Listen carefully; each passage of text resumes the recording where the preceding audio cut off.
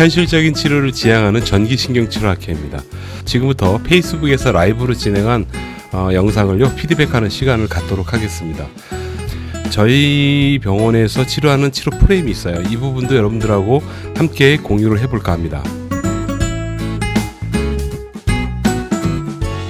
우선 이 환자분 처음 상태 좀 보실게요.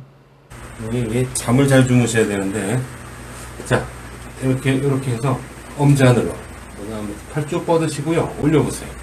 어디까지 올라가나 보게. 여기까지? 네. 이게 다예요? 네. 네. 내리시고,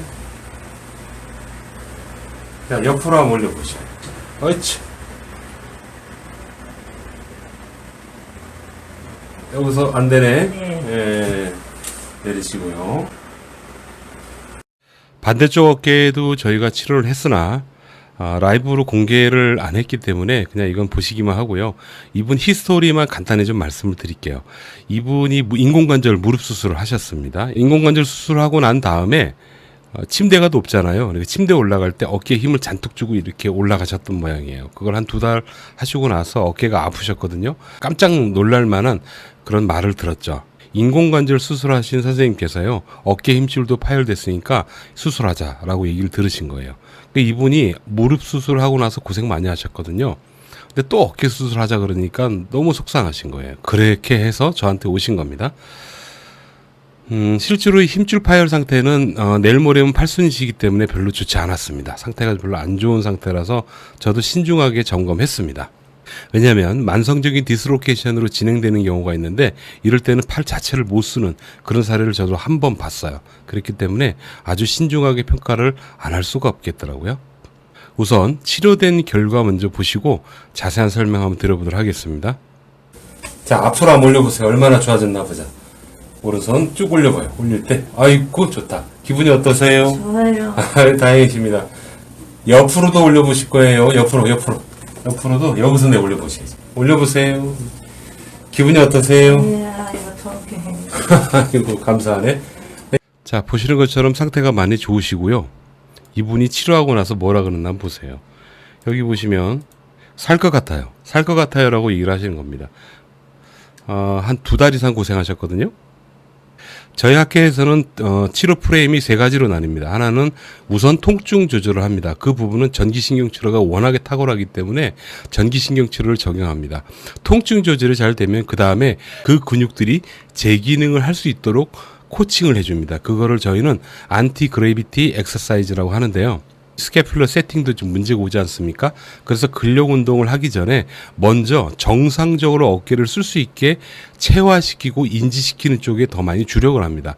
그래서 환자분이 정상적으로 잘 사용을 하신다, 인지가 됐다라고 판단이 되면 그때부터 부분적인 강화 운동을 시키기 시작해요. 근력 운동을 시킨다는 거죠. 오늘 여러분들하고 함께 보실 거는 첫 번째, 통증 조절에 사용되는 전기신경치료에 대한 설명입니다. 지금 보시는 방법은 ERT라는 방법이고요. 머슬셀 리어레인지먼트 효과가 굉장히 뛰어납니다. 한마디로 근세포 재배열 효과가 굉장히 뛰어난 거예요. 그래서 이 치료를 제대로 실시하잖아요. 제대로 실시하고 나면 부종이 마치 두부 떨어져 나가듯이 뚝뚝뚝 줄어드는 걸 볼 수가 있어요. 그리고 근육이 굉장히 부드러워집니다. 다만 이 치료를 할 때는요, 적정값이라는 기준값이 있습니다. 그 값을 맞추고 모션이 확실하게 정해져 있어요. 이것만 잘 지켜주면요, 여러분들도 오늘부터 환자분들한테 도움을 줄 수가 있습니다. 굉장히 많이 부드러워져요. 자, 이 치료를 하고요, 제가 좀 당기겠습니다. 자, 이렇게 하고 나서 한번 피드백을 해보는데요, 제가 처음에 오셨을 때하고 한번 비교하면서 제가 설명을 드려보겠습니다. 좌측이 처음이고, 자, 이게 이제 지금 ERT라는 전기 마사지 치료를 한 상태인데요, 약간의 좀 개선이 보이죠. 외전각을 한번 볼까요?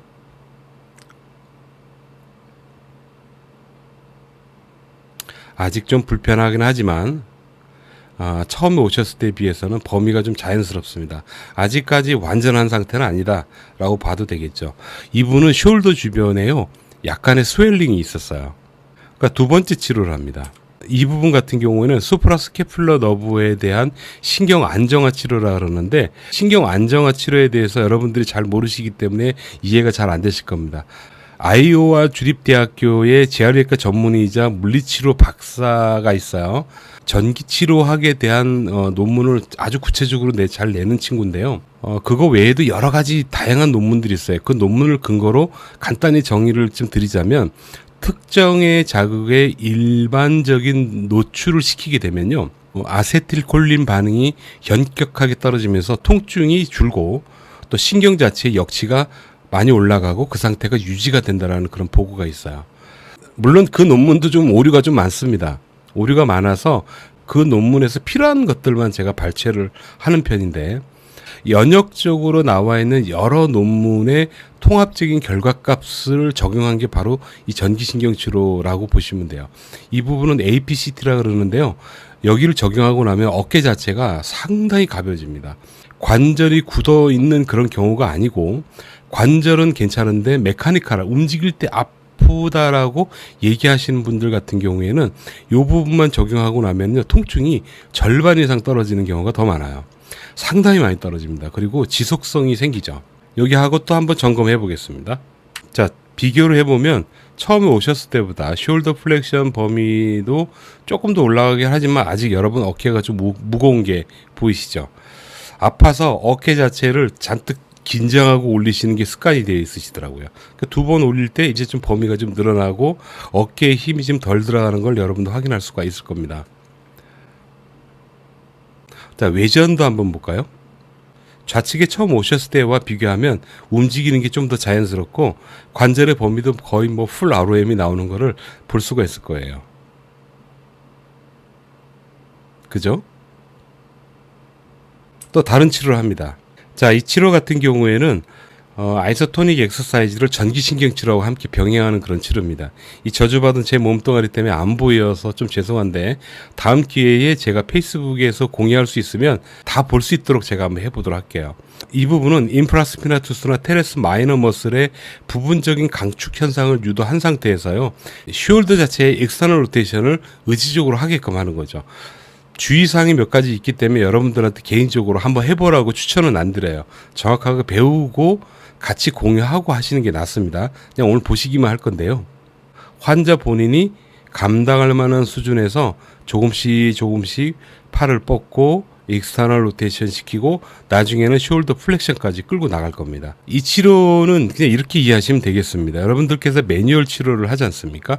매뉴얼을 할 때 여러 가지 범위 운동에 대해서도 아마 하실 건데, 범위 운동을 할 때 발생할 수 있는 메카니컬 페인을 전기로 상쇄시키고 운동 치료를 해준다라고 보시면 돼요. 여러분들이 굉장히 편안하게 적용할 수가 있고, 또한 적용 시간이 좀 짧습니다. 이 말은 무슨 말이냐면, 여러분들이 도수 치료를 할 때 아주 편안하게 할 수 있고요, 환자도 고통스럽지 않게 받을 수 있다는 거죠. 또 놀라운 장점이 하나 있어요. 상당히 오랫동안 좋은 상태가 유지가 되는 거죠. 이렇게 한 결과값이 아까 처음에 보여드렸던 최종적인 장면입니다. 기분이 어떠세요? 좋아요. 다행이십니다. 옆으로도 올려보실 거예요. 옆으로도 여기서 올려보시죠. 올려보세요.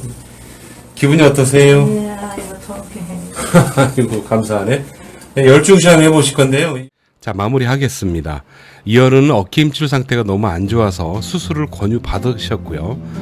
또 해당 그 전문의께서 수술 권유하신 거는 제가 보기에 교과서적으로 맞는 말이다라고 저는 생각합니다. 하지만 본질적으로 이 환자, 이 어른께서 고민하시는 통증 때문에 팔을 잘 못 쓰는 거, 그 다음에 수술에 대한 공포, 이 세 가지 부분을 굳이 수술하지 않고도 해결할 수 있고 지속시킬 수 있으면서, 이 어른이 이제 내일 모레는 팔순이시니까 한 30년만 안 아프고 살 수 있게 유지해 줄 수 있는 방법이 있다면 이 방법이 오히려 이 어른에게는 더 효율적이고 도움이 되는 방법이 아닐까요? 환자 입장에 쓰자는 얘기죠. 환자 입장에서 가능하면 덜 위해를 가하는 치료, 비수술적인 방법으로 진짜 행복할 수 있는 그런 치료를 해주고 제시하고 보여줄 수 있다면 그게 바로 경쟁력이라고 생각합니다. 여러분, 우리 PT도 굉장히 오랜 역사를 가지고 있어요. 그렇기 때문에 지금 기존의 프레임을 뛰어넘어서 발상의 전환을 해야 된다라고 생각을 합니다. 그런 의미에서 우리가 각 분야에서 환자한테 더욱더 유익하고 더 빨리 좋아질 수 있게 하는 그런 방법들을 연구 발전시켜 나갔으면 좋겠습니다. 그래서 저는 통증 조절이 가장 중요하다고 생각하고요. 통증이 조절되면 제대로 사용할 수 있는 안티 그래비티 엑서사이즈 코칭, 세 번째가 근력 강화 운동, 네 번째가 합산된 ADL이라고 생각합니다. 여러분은 어떻게 생각하십니까? 여기까지입니다. 감사합니다.